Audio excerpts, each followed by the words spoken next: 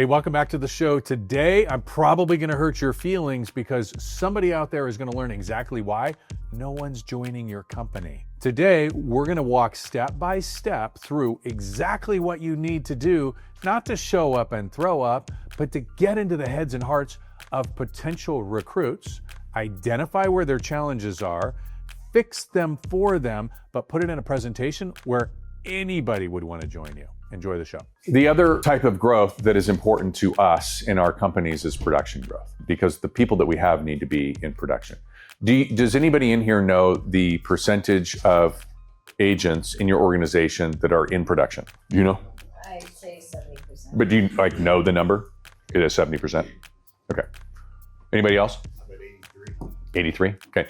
So I love that you guys know that, and that's super powerful stuff. The data is really, really important. We all know what percentage of the agents didn't sell anything last year? Have you guys seen that new number? Yeah, 74, 76, right in there, right? Think about that for 1 second. They didn't sell anything. That's a 25% productivity number, and yours is 83%. Okay. Y'all, does that sound like a pretty good message, by the way, to the recruiting, the one before? Just saying. Okay, so we know that in our organization, more than 75%, it varies week to week because we track it week to week, more than 75% of our agents are in production. Now, that's an interesting stat, but we also recruit a lot of people, so every time we bring somebody in, it impacts the number. So the really more important number to us is, of the people that have been with us for 6 months or more, how many of them are in production? And that number is north of 95%.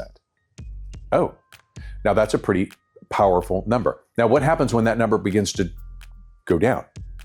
What is that telling us? No, we're teaching the wrong shit, right? Yeah, we're holding people to the wrong account. We're motivating, inspiring them improperly.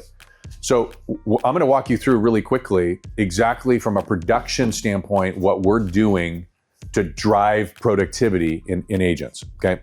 Number one is our onboarding. Y'all, onboarding is huge. We all know that if we can get somebody into production in the first 4 months, they have a significantly higher likelihood of making it and not becoming part of the 87% that fail, okay? That's our moral obligation. We got to get them in and going. So the onboarding process has got, it would make sense, to be kind of world-class, right? World-class. So what we do is onboard is administrative, and then you go into orientation. If you're with a brand, I don't care which brand you're with, they all have an orientation program, okay? And you put them through it. Sorry, but you are not going to teach somebody how to use CB Desk. You're not going to teach, you're not doing it, okay? But let somebody do it.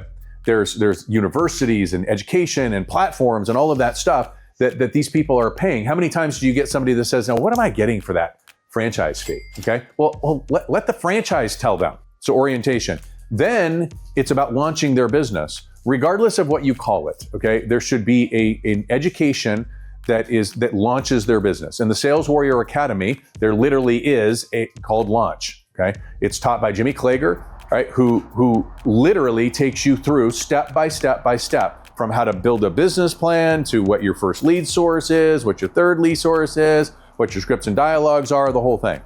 Your brands also are doing the same thing. Right? In CB, it's called boot camp, okay?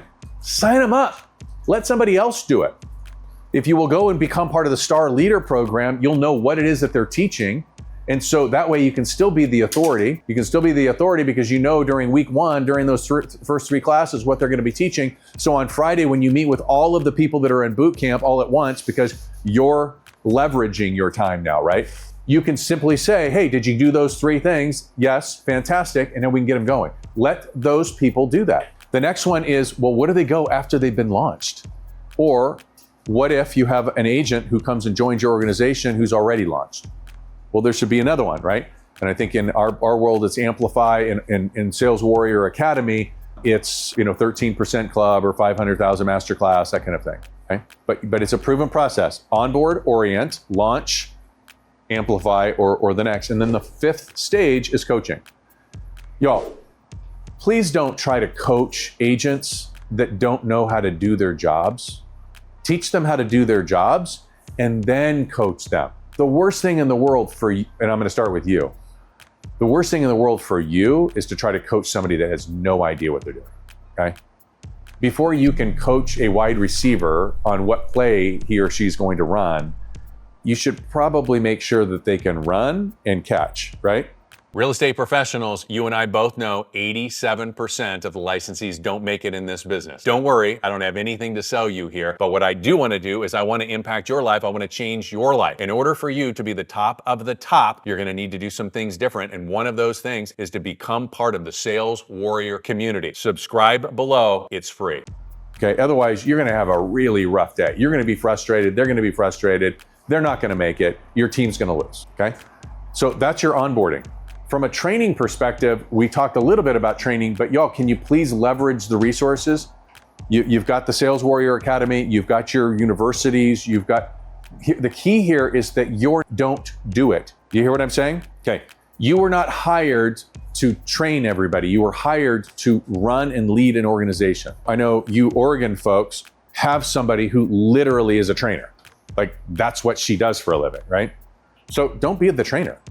Or if you are going to be a trainer, make sure you know her content so well that you're training exactly what she would train. That would be okay. Where you really get into trouble is when everybody's training something different and now you got a problem. And you're going to see that when we talk a little bit about culture. Community. Y'all, building community is very, very, very powerful and very, very, very important. People don't leave community. They don't leave community. And there's a lot of different ways that you can build community. Most of it's going to come through culture. Who's not part of Sales Warrior community? Okay, I want you to sign up to the Sales Warrior community. I want you to sort of experience what we're talking about. Listen, you can borrow this, you can build your own, but community is free. But community only works when there's engagement in the community. And then coaching. Coaching's powerful. We talked about it. Coaching and leadership are the same word, just spelled differently. Being a coach requires a level of confidence that most people will never get. And that's okay. Okay. 95% of leaders fail. Did you know that? 87% of agents fail, 95% of leaders fail. It's not for everybody. And you've got to be able to have conversations with people that are really, really challenging. But the greatest form of love you can show anybody is truth.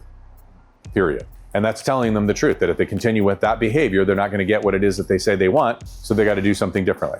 Okay. But you got to be a great coach. That's what tomorrow and Sunday is all about, is making sure that you leave here as a phenomenal, competent, confident coach. Okay.